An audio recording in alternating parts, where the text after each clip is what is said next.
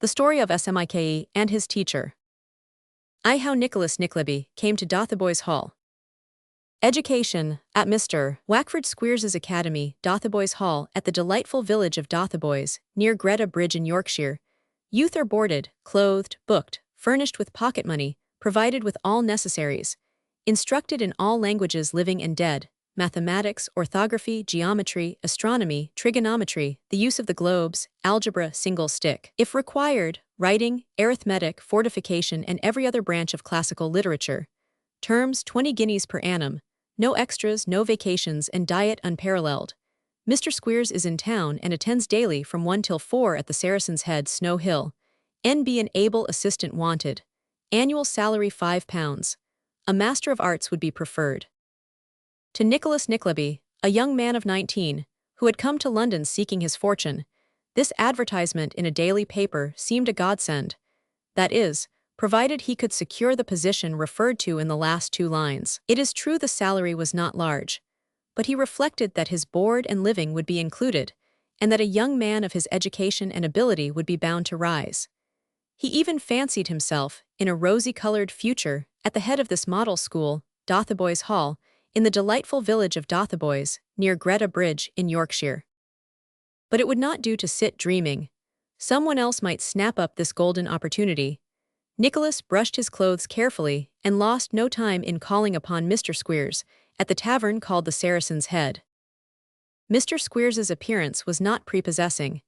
He had but one eye which, while it was unquestionably useful, was decidedly not ornamental, being of a greenish-gray and in shape resembling the fanlight of a street door. The blank side of his face was much wrinkled and puckered up, which gave him a very sinister appearance, especially when he smiled, at which times his expression bordered closely on the villainous.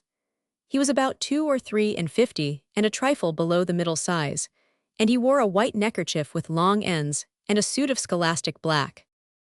Mr. Squeers was standing in a box by one of the coffee-room fireplaces, fitted with one such table, as is usually seen in coffee rooms. In a corner of the seat was a very small deal trunk, tied round with a scanty piece of cord, and on the trunk was perched, his lace-up half-boots and corduroy trousers dangling in the air, a diminutive boy with his shoulders drawn up to his ears and his hands planted on his knees, who glanced timidly at the schoolmaster, from time to time, with evident dread.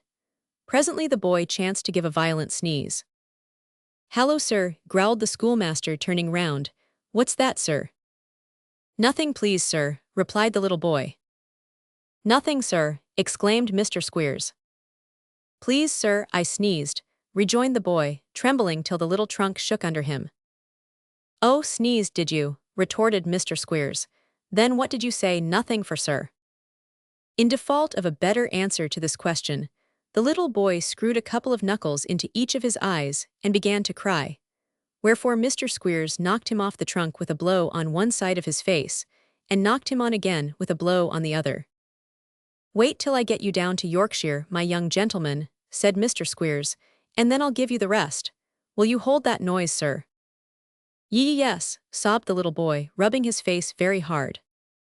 "Then do so at once, sir," said Squeers. "Do you hear?" The little boy rubbed his face harder, as if to keep the tears back, and, beyond alternately sniffing and choking, gave no farther vent to his emotions. "Mr. Squeers," said the waiter, looking in at this juncture, "here's a gentleman asking for you at the bar." "Show the gentleman in, Richard," replied Mr. Squeers in a soft voice. "Put your handkerchief in your pocket, you little scoundrel." The schoolmaster had scarcely uttered these words in a fierce whisper, when the stranger entered. Affecting not to see him, Mr. Squeers feigned to be intent upon mending a pen, and offering benevolent advice to his youthful pupil. "My dear child," said Mr. Squeers, "all people have their trials. This early trial of yours that is fit to make your little heart burst and your very eyes come out of your head with crying, what is it? Nothing, less than nothing. You are leaving your friends, but you will have a father in me, my dear, and a mother in Mrs. Squeers. At the delightful village of Dotheboys, near Greta Bridge in Yorkshire, where youth are boarded, clothed, booked, washed, furnished with pocket money, provided with all necessaries." "Mr. Squeers, I believe," said Nicholas Nickleby, as that worthy man stopped to cough. "The same, sir. What can I do for you?" "I came in answer to an advertisement in this morning's paper," said Nicholas. "I believe you desire an assistant. I do, sir, rejoined Mr. Squeers coolly. But if you are applying for the place, don't you think you're too young? I hope not, sir, and I have a fair education. I could. Could what? Interrupted the schoolmaster. Could you lick the boys if they needed it? I do not usually believe in that sort of punishment, hesitated Nicholas. Could you do it? Urged Mr. Squeers. I think if they needed it, I could lick anybody in your school, smiled Nicholas. Well, why didn't you say so? I guess I had better take you. I've got to leave town at 8 o'clock tomorrow morning and haven't time to look around, so be on hand sharp. Nicholas thanked him and promised to be on hand. The next day he was as good as his word, and reached the tavern a little in advance of the appointed hour. He found Mr. Squeers sitting at breakfast, with the little boy before noticed, and 4 others who had turned up by some lucky chance since the interview of the previous day, ranged in a row on the opposite seat. Mr. Squeers had before him a small measure of coffee, a plate of hot toast, and a cold round of beef, but he was at that moment intent on preparing breakfast for the little boys. This is 2 of milk, is it, waiter? Said he, looking down into a large blue mug and slanting it gently so as to get an accurate view of the quantity of liquid contained in it. That's 2, sir, replied the waiter. What a rare article milk is, to be sure, in London, said Mr. Squeers with a sigh. Just fill that mug up with lukewarm water, William, will you? To the worry top, sir, inquired the waiter. Why, the milk will be drowned. Never you mind that, replied Mr. Squeers. Serve it right for being so dear. You ordered that thick bread and butter for 3, did you? Coming directly, sir. You needn't hurry yourself, said Squeers. There's plenty of time. Conquer your passions, boys, and don't be eager after victuals. As he uttered this moral precept, Mr. Squeers took a large bite out of the cold beef and recognized Nicholas. Sit down, Mr. Nickleby, said Squeers. Here we are a-breakfasting, you see. Nicholas did not see that anybody was breakfasting except Mr. Squeers, but he bowed with all becoming reverence and looked as cheerful as he could. Oh, that's the milk and water, is it, William? Said Squeers. Very good, don't forget the bread and butter presently. At this fresh mention of the bread and butter, the 5 little boys looked very eager, and followed the waiter out with their eyes. Meanwhile Mr. Squeers tasted the milk and water.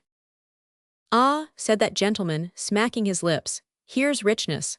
Think of the many beggars and orphans in the streets that would be glad of this, little boys. A shocking thing hunger is, isn't it, Mr. Nickleby? Very shocking, sir, said Nicholas. When I say number 1, pursued Mr. Squeers, putting the mug before the children, the boy on the left hand nearest the window may take a drink, and when I say number 2, the boy next him will go in, and so till we come to number 5, which is the last boy. Are you ready? Yes, sir, cried all the little boys with great eagerness. That's right, said Squeers, calmly getting on with his breakfast. Keep ready till I tell you to begin. Subdue your appetites, my dears, and you've conquered human nature. This is the way we inculcate strength of mind, Mr. Nickleby, said the schoolmaster, turning to Nicholas and speaking with his mouth very full of beef and toast. Nicholas murmured something, he knew not what, in reply, and the little boys, dividing their gaze between the mug, the bread and butter, which had by this time arrived, and every morsel which Mr. Squeers took into his mouth, remained with strained eyes in torments of expectation. Thank God for a good breakfast, said Squeers when he had finished. Number 1 may take a drink.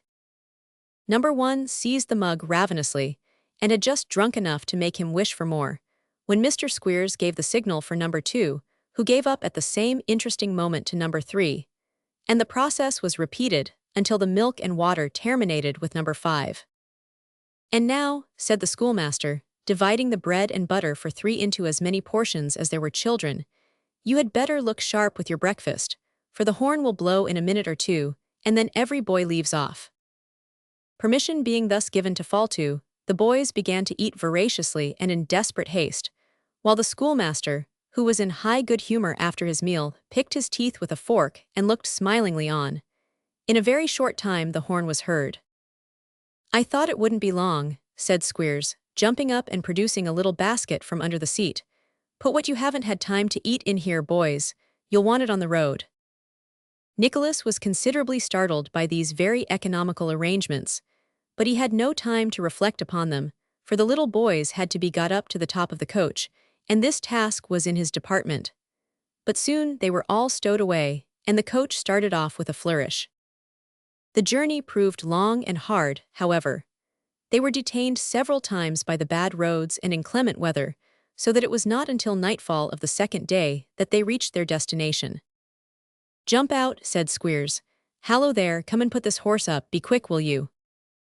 While the schoolmaster was uttering these and other impatient cries, Nicholas had time to observe that the school was a long, cold-looking house, 1 story high, with a few straggling outbuildings behind, and a barn and stable adjoining.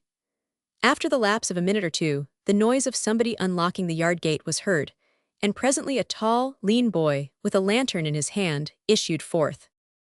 "Is that you, Smike?" cried Squeers. "Yes, sir," replied the boy. "Then why the devil didn't you come before?" "Please, sir, I fell asleep over the fire," answered Smike with humility. "Fire? What fire? Where's there a fire?" demanded the schoolmaster sharply. "Only in the kitchen, sir," replied the boy. "Mrs. said, as I was sitting up, I might go in there for a warm." "Your missus is a fool," retorted Squeers. "You'd have been a deuced deal more wakeful in the cold, I'll engage." By this time Mr. Squeers had dismounted, and after ordering the boy to see to the pony, and to take care that he hadn't any more corn that night, he told Nicholas to wait at the front door a minute, while he went round and let him in. A host of unpleasant misgivings, which had been crowding upon Nicholas during the whole journey, thronged into his mind with redoubled force when he was left alone. And as he looked up at the dreary house and dark windows, and upon the wild country round, covered with snow, he felt a depression of heart and spirit which he had never experienced before. Presently he was ushered into a cheerless-looking parlor, where stood a large, angular woman, about half a head taller than Mr. Squeers. "This is the new young man, my dear," said that gentleman. "Oh," replied Mrs. Squeers, nodding her head at Nicholas, and eyeing him coldly from top to toe. "He'll take a meal with us tonight," said Squeers, "and go among the boys tomorrow morning.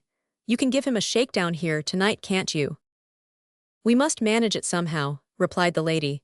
"You don't much mind how you sleep, I suppose, sir?"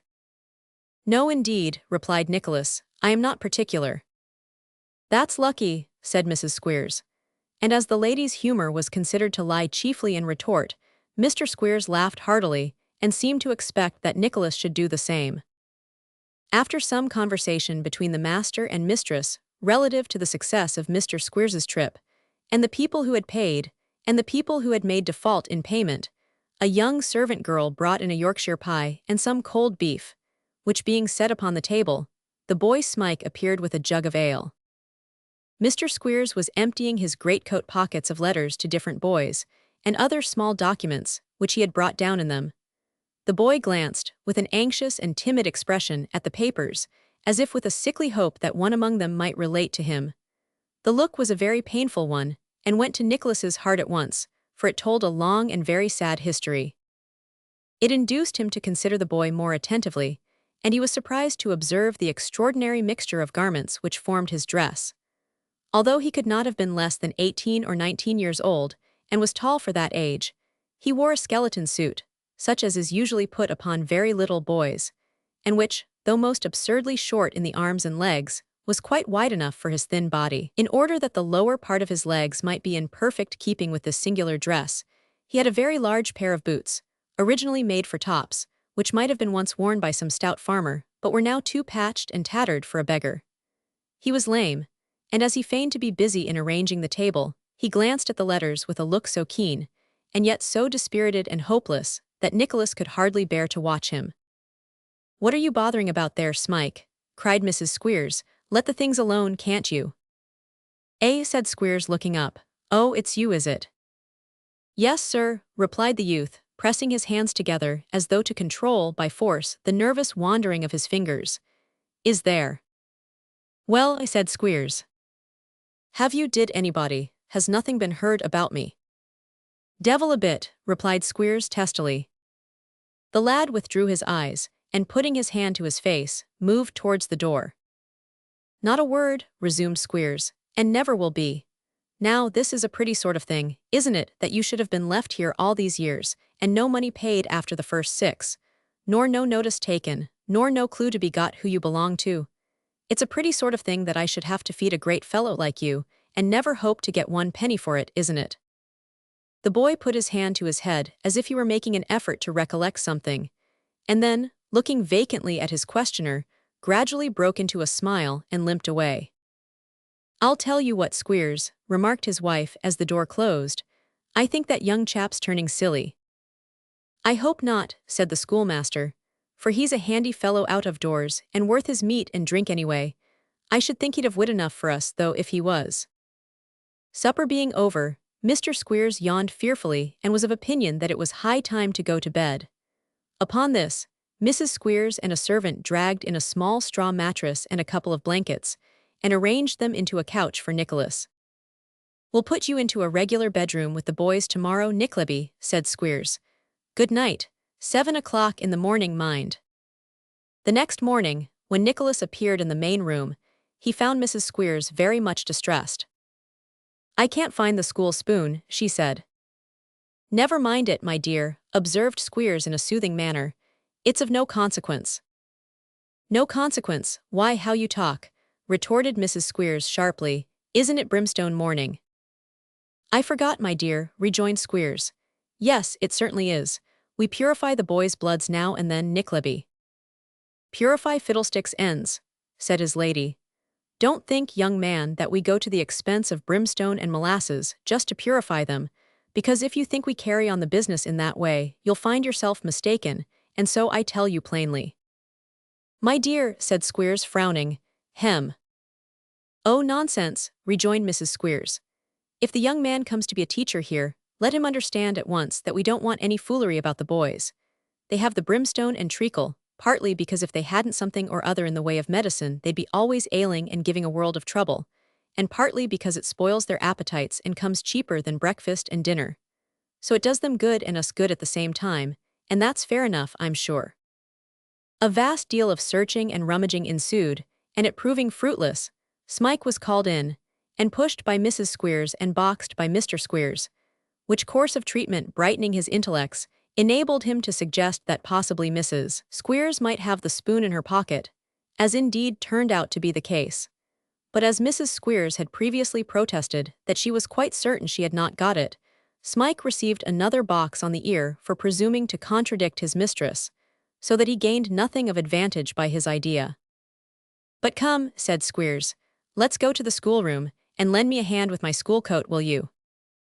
Nicholas assisted his master to put on an old shooting jacket, and Squeers, arming himself with his cane, led the way across a yard, to a door in the rear of the house. "There," said the schoolmaster as they stepped in together, "this is our shop, Nickleby." It was such a crowded scene, and there were so many objects to attract attention, that at first Nicholas stared about him, really without seeing anything at all. By degrees, however, the place resolved itself into a bare and dirty room, with a couple of windows, stopped up with old copybooks and paper. There were 2 rickety desks, cut and notched, and inked in every possible way, 2 or 3 forms, a detached desk for Squeers and another for his assistant. The ceiling was supported, like that of a barn, by crossbeams and rafters, and the walls were so stained and discolored that it was impossible to tell whether they had ever been touched with paint or whitewash. But the pupils? How the last faint traces of hope, the remotest glimmering of any good to be derived from his efforts in this den, faded from the mind of Nicholas as he looked in dismay around. Pale and haggard faces, lank and bony figures, children with the countenances of old men, boys of stunted growth, and others whose long, meager legs would hardly bear their stooping bodies, all crowded on the view together. Nicholas and Smike. Nicholas and Smike. And yet this scene, painful as it was, had its grotesque features. Mrs. Squeers stood at one of the desks, presiding over an immense basin of brimstone and treacle, of which delicious compound she administered a large installment to each boy in succession, using for the purpose a common wooden spoon, which might have been originally manufactured for some gigantic top, and which whitened every young gentleman's mouth considerably, they being all obliged, under heavy penalties, to take in the whole of the bowl at a gulp. "Now," said Squeers, giving the desk a great rap with his cane, which made half the little boys nearly jump out of their boots, "is that physicking over?" "Just over," said Mrs. Squeers, choking the last boy in her hurry, and tapping the crown of his head with the wooden spoon to restore him. "Here you Smike, take away now, look sharp." Smike shuffled out with the basin, and Mrs. Squeers, having called up a little boy with a curly head and wiped her hands upon it, hurried out after him into a species of wash-house, where there was a small fire and a large kettle, together with a number of little wooden bowls which were arranged upon a board. Into these bowls Mrs. Squeers, assisted by the hungry servant, poured a brown composition, which looked like diluted pincushions without the covers, and was called porridge.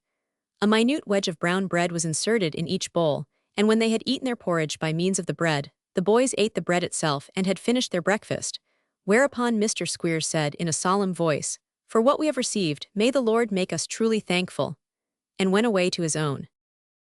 Nicholas filled his stomach with a bowl of porridge, for much the same reason which induces some savages to swallow earth, lest they should be hungry when there is nothing to eat.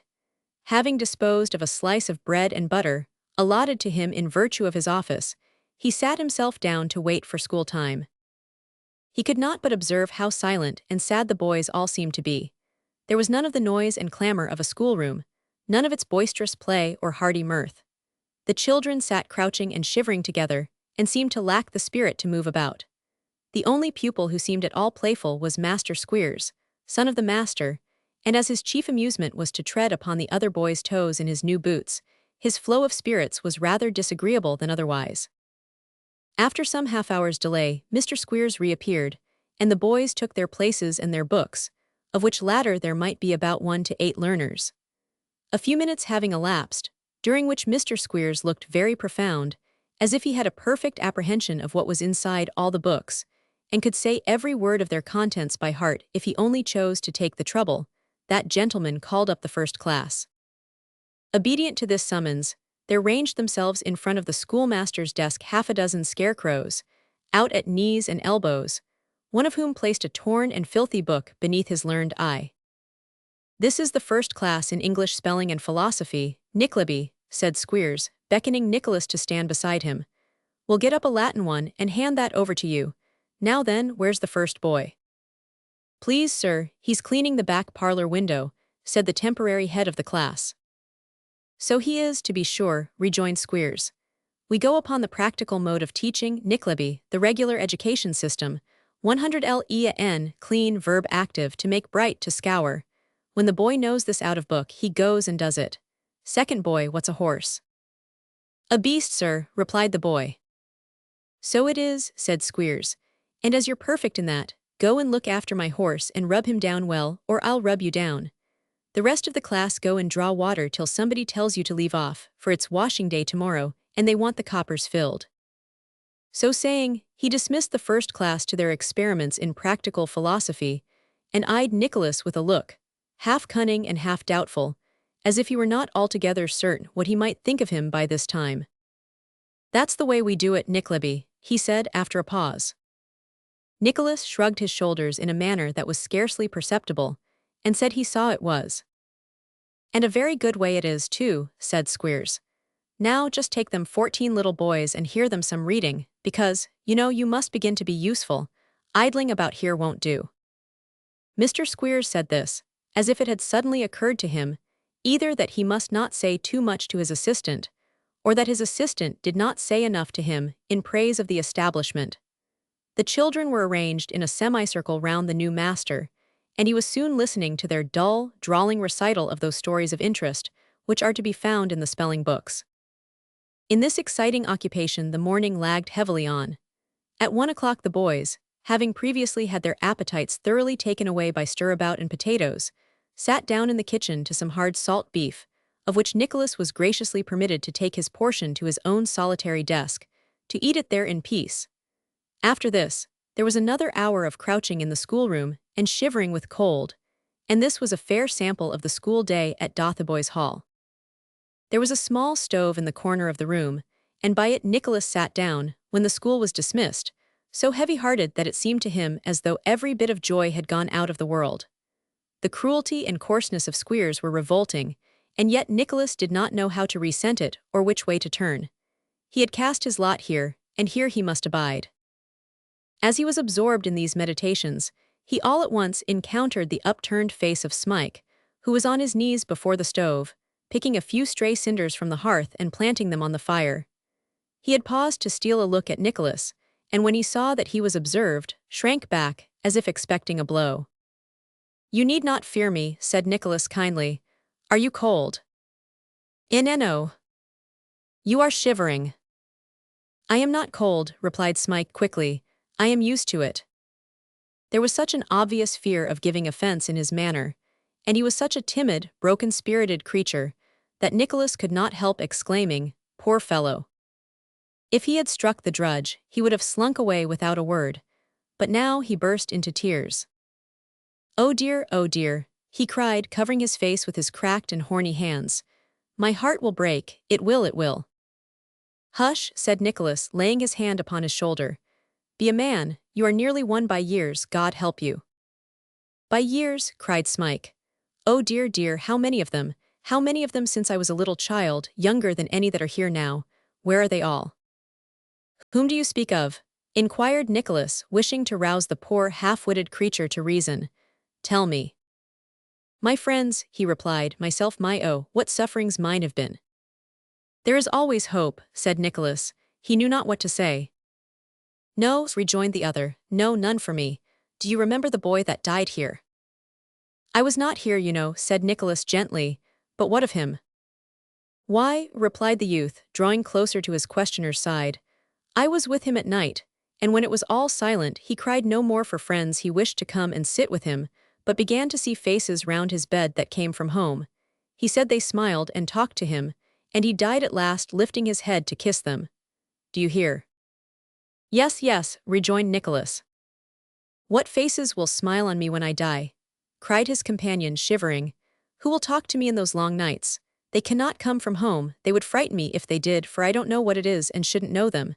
Pain and fear for me, alive or dead. No hope, no hope." The bell rang to bed, and the boy, subsiding at the sound into his usual listless state, crept away as if anxious to avoid notice. It was with a heavy heart that Nicholas soon afterwards, no, not retired, there was no retirement there, followed to his dirty and crowded dormitory. Chapter 2. How Smike Went Away from Dotheboys Hall. Nicholas was of a naturally optimistic temper, however, and he lost as little time as possible brooding over his difficulties. Instead, he began at once to try to make the school something more than a farce. He arranged a few regular lessons for the boys, and he treated the poor, half-starved pupils with such gentleness and sympathy that they passed from dumb amazement at the first to blind devotion. Indeed, there was not one of them who would not have lain down cheerfully and let him walk over his body, and the most devoted of them all was Smike. Nicholas was the one ray of sunlight that had ever come into this wretched creature's life, and in return, Smike now followed him to and fro, with an ever-restless desire to serve or help him, anticipating such little wants as his humble ability could supply, and content only to be near him. He would sit beside him for hours, looking patiently into his face, and a word would brighten up his careworn visage and call into it a passing gleam even of happiness.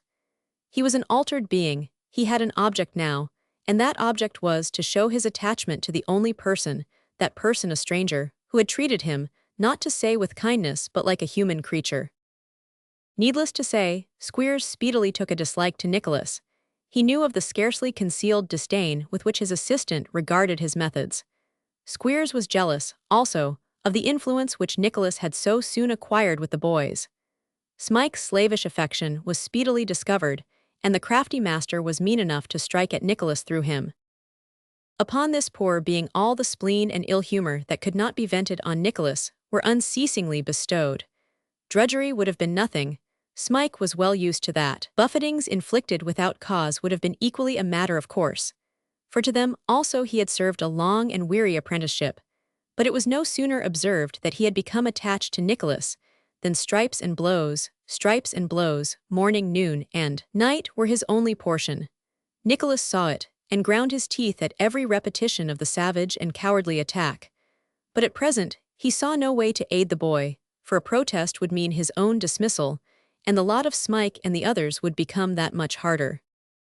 One day, after especially harsh treatment, the boy sat huddled in a dark corner by himself, sobbing as though his heart would break. The room was dark and deserted when Nicholas entered, but he heard the sound of weeping and went over and laid his hand on the drudge's head. "Do not, for God's sake," said Nicholas in an agitated voice, "I cannot bear to see you." "They are more hard with me than ever," sobbed the boy. "I know it," rejoined Nicholas, "they are. But for you," said the outcast, "I should die. They would kill me, they would, I know they would." "You will do better, poor fellow," replied Nicholas, shaking his head mournfully, "when I am gone." "Gone," cried the other, looking intently in his face. "Softly," rejoined Nicholas, "yes." "Are you going?" demanded the boy in an earnest whisper. "I cannot say," replied Nicholas. "I was speaking more to my own thoughts than to you." "Tell me," said the boy imploringly. "Oh, do tell me, will you go, will you?" "I shall be driven to that at last," said Nicholas. "The world is before me after all." "Tell me," urged Smike, "is the world as bad and dismal as this place?" "Heaven forbid," replied Nicholas, pursuing the train of his own thoughts. "Its hardest, coarsest toil were happiness to this." "Should I ever meet you there?" demanded the boy, speaking with unusual wildness. "Yes," replied Nicholas, willing to soothe him. "No, no," said the other, clasping him by the hand. Should I tell me that again, say I should be sure to find you." "You would," replied Nicholas, with the same humane intention, "and I would help and aid you, and not bring fresh sorrow on you as I have done here." The boy caught both the young man's hands passionately in his, and hugging them to his breast, uttered a few broken sounds which were unintelligible. Squeers entered at the moment, and he shrank back into his old corner. The next morning, a cold, grey day in January, Nicholas was awakened by hearing the voice of Squeers roughly demanding, "Where's that Smike?" Nicholas looked over in the corner where the boy usually slept, but it was vacant, so he made no answer. "Smike," shouted Squeers. "Do you want your head broke in a fresh place, Smike?" demanded his amiable lady, in the same key. Still there was no reply, and still Nicholas stared about him, as did the greater part of the boys, who were by this time roused. "Confound his impudence," muttered Squeers, rapping the stair rail impatiently with his cane. "Nickleby." "Well, sir." "Send that obstinate scoundrel down, don't you hear me calling?" "He is not here, sir," replied Nicholas. "Don't tell me a lie," retorted the schoolmaster. "He is." "He is not," retorted Nicholas angrily. "Don't tell me one." "We shall soon see that," said Mr. Squeers, rushing upstairs. "I'll find him, I warrant you." With which assurance Mr. Squeers bounced into the dormitory, and swinging his cane in the air ready for a blow, darted into the corner. The cane descended harmlessly upon the ground. There was nobody there. "What does this mean?" said Squeers, turning round. "Where have you hid him?" "I have seen nothing of him since last night," replied Nicholas. "Come," blustered Squeers, "you won't save him this way. Where is he?" "At the bottom of the nearest pond, for aught I know," rejoined Nicholas in a low voice, and fixing his eyes full on the master's face. "Confound you, what do you mean by that?" retorted Squeers. Without waiting for a reply, he inquired of the boys whether anyone among them knew anything of their missing schoolmate. There was a general hum of anxious denial, in the midst of which one shrill voice was heard to say, as, indeed, everybody thought, "Please, sir, I think Smike's run away, sir." "Ha!" cried Squeers, turning sharp round. "Who said that?" And pouncing suddenly, he seized a small urchin, who was rewarded for his suggestion so soundly that he howled with pain. "There," said Squeers. "Now, if any other boy thinks Smike has run away, I shall be glad to have a talk with him." There was, of course, a profound silence, during which Nicholas showed his disgust as plainly as looks could show it. "Well, Nickleby," said Squeers, eyeing him maliciously, "you think he has run away, I suppose?" "I think it extremely likely," replied Nicholas in a quiet manner. "Oh, you do you?" sneered Squeers. "Maybe you know he has." "I know nothing of the kind." "He didn't tell you he was going, I suppose, did he?" continued Squeers. "He did not," replied Nicholas. "I am very glad he did not, for it would then have been my duty to have warned you in time." "Which no doubt you would have been devilish sorry to do," said Squeers, in a taunting fashion. "I should indeed," replied Nicholas. Meanwhile Mrs. Squeers, who had been hunting elsewhere for the boy, bustled in with great excitement. "He is off," said she. "The cowhouse and stable are locked up, so he can't be there, and he's not downstairs anywhere, for the girl has looked. He must have gone York way, and by a public road too." "Why must he?" inquired Squeers. "Stupid," said Mrs. Squeers angrily. "He hadn't any money, had he?" "Never had a penny of his own in his whole life, that I know of," replied Squeers. "To be sure," rejoined Mrs. Squeers, "and he didn't take anything to eat with him, that I'll answer for. So, of course, he must beg his way, and he could do that nowhere but on the public road." "That's true," exclaimed Squeers, clapping his hands. "True, yes, but you would never have thought of it, for all that, if I hadn't said so," replied his wife. "Now, if you take the chaise and go one road, and I borrow Swallow's chaise and go the other, what with keeping our eyes open and asking questions, one or other of us is pretty certain to lay hold of him." The worthy lady's plan was put into action without delay, while Nicholas remained behind in a tumult of anxiety. He realized the bitter consequences of Smike's rash act. The boy was liable to freeze or starve to death on the roadside, which could not, perhaps, be much worse than to fall again into the clutches of Mr. and Mrs. Squeers. All that day there was no tidings of the runaway. But at daybreak the second morning the sound of wheels was heard. Nicholas hardly dared to look out of the window, but he did so, and the very first object that met his eyes was the wretched Smike, so bedabbled with mud and rain, so haggard and worn and wild, that, but for his garments being such as no scarecrow was ever seen to wear, he might have been doubtful, even then, of his identity. "Lift him out," said Squeers, after he had literally feasted his eyes in silence upon the culprit. "Bring him in, bring him in." Smike, to all appearance more dead than alive, was brought into the house and securely locked up in a cellar, until such time as Mr. Squeers should deem it expedient to operate upon him in presence of the assembled school. After a hasty breakfast of very thin porridge, the boys were summoned to the schoolroom by resounding whacks on the desk from an ugly-looking whip in the hands of the master. "Is every boy here?" asked Squeers in a tremendous voice. Every boy was there, but every boy was afraid to speak, so Squeers glared along the lines to assure himself, and every eye drooped, and every head cowered down as he did so.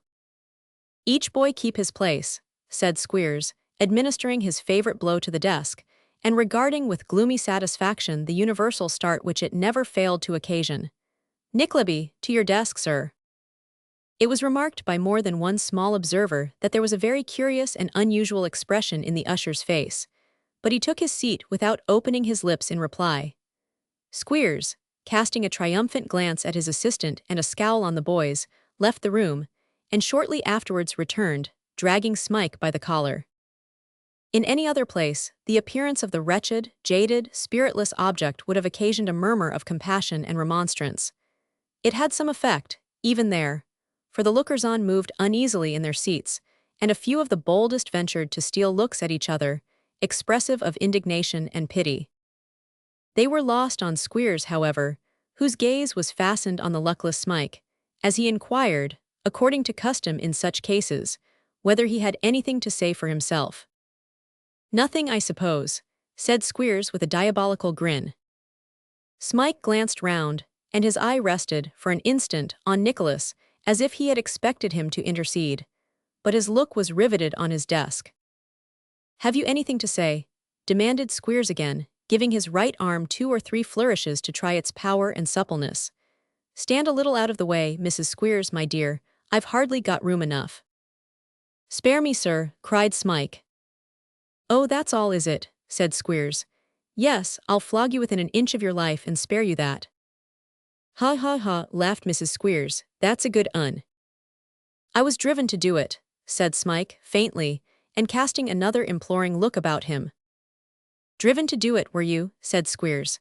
"Oh, it wasn't your fault, it was mine, I suppose, eh?" Then he caught the boy firmly in his grip.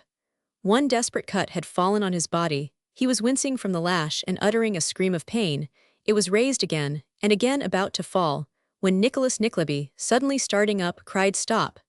in a voice that made the rafters ring. "Who cried stop?" said Squeers, turning savagely round. "I," said Nicholas, stepping forward. "This must not go on." "Must not go on," cried Squeers, almost in a shriek. No, thundered Nicholas.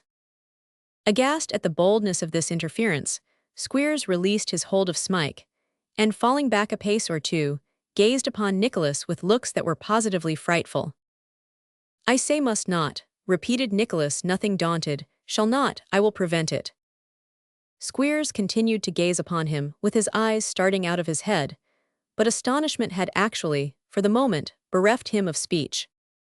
You have disregarded all my quiet interference in the miserable lad's behalf, said Nicholas.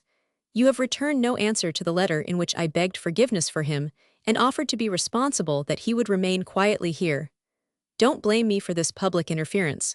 You have brought it upon yourself, not I. Sit down, beggar, screamed Squeers, almost beside himself with rage, and seizing Smike as he spoke.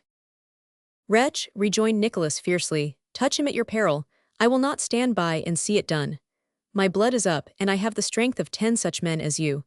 Look to yourself, for by heaven I will not spare you if you drive me on. Stand back, cried Squeers, brandishing his weapon. I have a long series of insults to avenge, said Nicholas, flushed with passion, and my indignation is aggravated by the cruelties of this foul den. Have a care, for if you rouse me farther, the consequences shall fall heavily upon your own head. He had scarcely spoken, when Squeers, in a violent outbreak of wrath, struck him a blow across the face which raised up a bar of livid flesh as it was inflicted. Smarting with the agony of the blow, and concentrating into that one moment all its feelings of rage and scorn, Nicholas sprang upon him, wrested the weapon from his hand, and pinning him by the throat, beat the ruffian till he roared for mercy. Then Nicholas left the astounded boys and the crestfallen master, and stalked out of the room. He looked anxiously around for Smike as he closed the door, but he was nowhere to be seen. There was nothing left for him to do. He must face the world again, but anything, he told himself, would be better than this. So he packed up a few clothes in a small valise, and finding that nobody offered to oppose him, he marched boldly out by the front door and struck into the road which led to Greta Bridge. He did not travel far that day, as there had been a heavy fall of snow which made the way toilsome and hard to find. He lay that night at a cottage, where beds were let at a cheap rate to the more humble class of travelers, and, rising betimes next morning, made his way before night to Boroughbridge. Passing through that town in search of some cheap resting place, he stumbled upon an empty barn within a couple of 100 yards of the roadside, in a warm corner of which he stretched his weary limbs, and soon fell asleep. When he awoke next morning, and tried to recollect his dreams, which had been all connected with his recent sojourn at Dotheboys Hall, he sat up, rubbed his eyes, and stared, not with the most composed countenance possible, at some motionless object which seemed to be stationed within a few yards in front of him. Strange, cried Nicholas, can this be some lingering creation of the visions that have scarcely left me? It cannot be real, and yet I am awake, Smike. The form moved, rose, advanced, and dropped upon its knees at his feet. It was Smike indeed. Why do you kneel to me? Said Nicholas, hastily raising him. To go with you anywhere, everywhere, to the world's end, replied Smike, clinging to his hand. Let me, oh, do let me, you are my home. Kind friend, take me with you, pray. I am a friend who can do little for you, said Nicholas kindly. How came you here? He had followed him, it seemed, had never lost sight of him all the way, had watched while he slept, and when he halted for refreshment, and had feared to appear before, lest he should be sent back.